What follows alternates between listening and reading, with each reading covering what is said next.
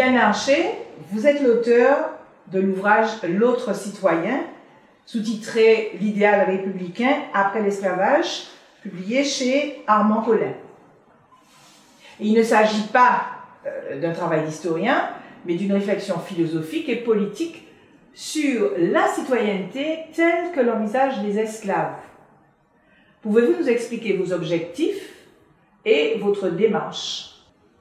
Alors, le but de ce travail a été de réfléchir à la construction de la citoyenneté française à l'épreuve de sa marge coloniale antillaise. Il faut savoir que c'est un travail donc de sciences politiques, mais né d'un travail antérieur de philosophie politique, dont les résultats ne m'avaient pas satisfait. J'en arrivais au constat que la citoyenneté était tout à fait pensable dans l'esprit des abolitionnistes favorables à l'abolition et de son lien avec la citoyenneté, était tout à fait compatible avec un statut d'exception. Et donc, parler simplement, comme d'autres auteurs ont pu le faire avant moi, de citoyenneté paradoxale, de citoyenneté parcellaire, de citoyenneté inachevée, ne me paraissait pas suffisant, parce qu'en fait, on en arrivait à une espèce de constat. En gros, voilà, il y a une contradiction, et puis, pour parler comme les Américains, et so what?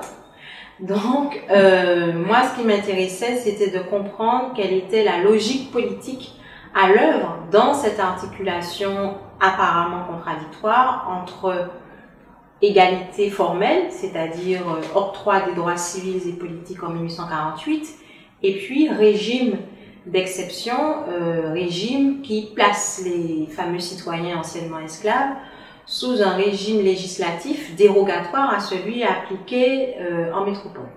Donc l'objectif théorique d'abord de la thèse puis du livre est de comprendre comment a été possible politiquement et juridiquement, mais surtout pensable sur le plan intellectuel, en termes d'une pensée d'État, comment a été pensable cette articulation entre égalité et exception, entre inclusion et exclusion politique.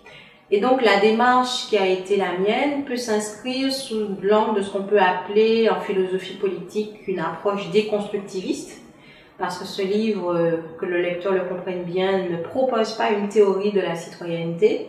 Au contraire, il cherche plutôt à faire voler en éclats la notion. Donc je ne pars pas d'une définition fermée, normative du sens de la citoyenneté, mais je m'attache à comprendre comment elle est régulièrement produite à l'issue de débats, mais aussi dans la mise en œuvre d'un certain nombre de textes qui sont censés l'encadrer. Et puis, donc, cette approche donc invite à se pencher sur tout un ensemble d'archives. Donc, c'est là ma rencontre, c'est comme ça que se passe ma rencontre avec la discipline historique.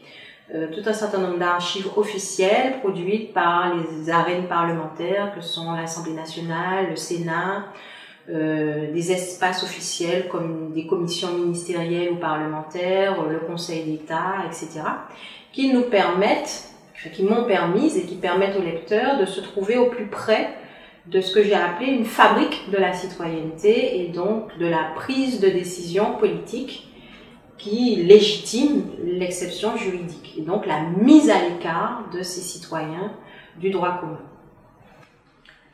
Venons-en au titre.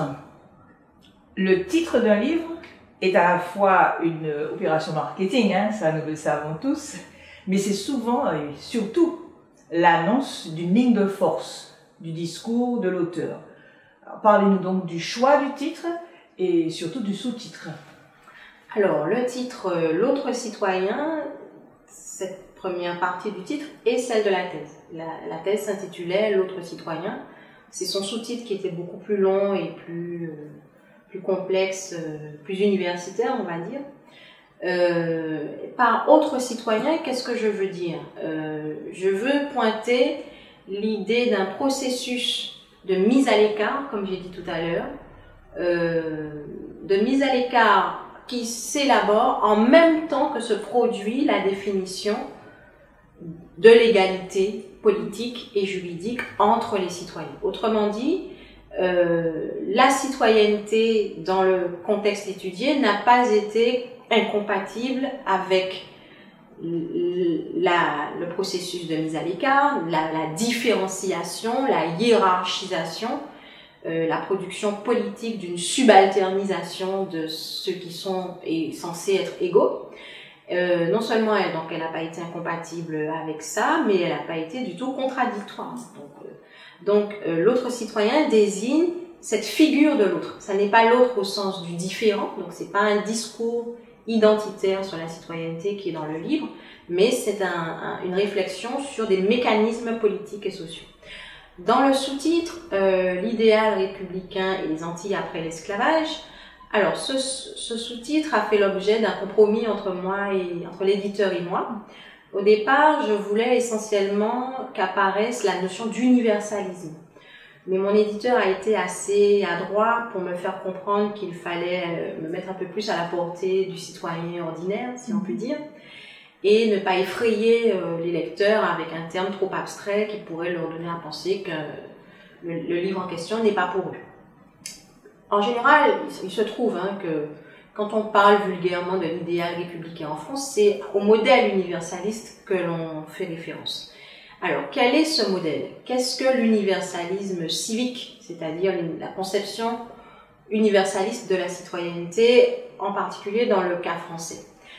Pour dire les choses de façon grossière, c'est l'idée héritée de la Déclaration des droits de l'homme et du citoyen et de la période révolutionnaire, selon laquelle le citoyen est un individu considéré comme égal devant la loi à n'importe quel autre citoyen, pris comme individu, donc comme atome, individu nu, dépouillé de ses appartenances d'ordre sexuel, social, culturelle, religieuse et raciale ou ethnique.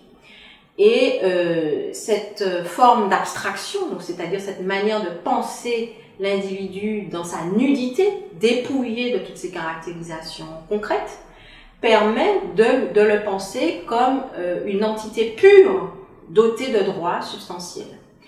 Or, qu'est-ce qu'on constate? C'est que, dès la période révolutionnaire, cette idée est mise à l'épreuve dans la construction de la citoyenneté dans les vieilles colonies, à commencer dans les débats autour de la citoyenneté des libres de couleur. Et pour aller plus loin dans le temps, et donc dans la période que le livre couvre, on se rend compte que non seulement l'inclusion politique, notamment sous l'impact majeur de Victor Schœlcher, n'a pas exclu la prise en compte de considérations d'ordre ethnique ou anthropologique. Victor Schœlcher considère que les anciens esclaves des Antilles sont des candidats idéaux à la citoyenneté parce qu'ils auraient, dans l'interaction avec les blancs créoles, acquis un certain nombre de codes de mœurs françaises avec les planteurs, les colons.